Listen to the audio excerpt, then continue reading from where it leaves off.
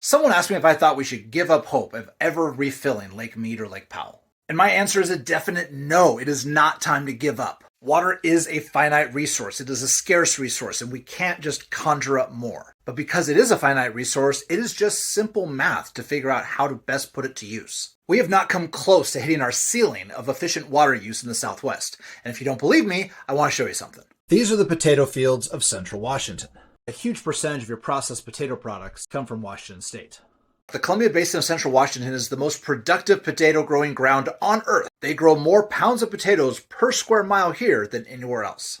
And one of the big reasons are these things, center pivot sprinklers. Combined with computerized moisture sensors, irrigators are able to apply an exact amount of water to a specific piece of land. No more, no less, resulting in higher yields for less overall water. And fewer pesticides, but that's a different conversation.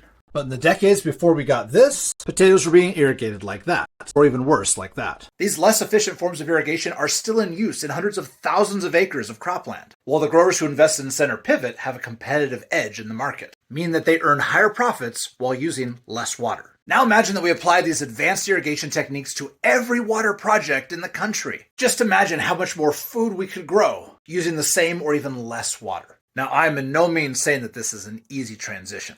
Large-scale agriculture is hard work and requires an enormous amount of investment, both in equipment and in techniques, which is why we need to change the incentives to encourage growers to make these kind of long-term investments. We want growers to be successful all over the world, but there are rules in the books right now that are discouraging farms from modernizing.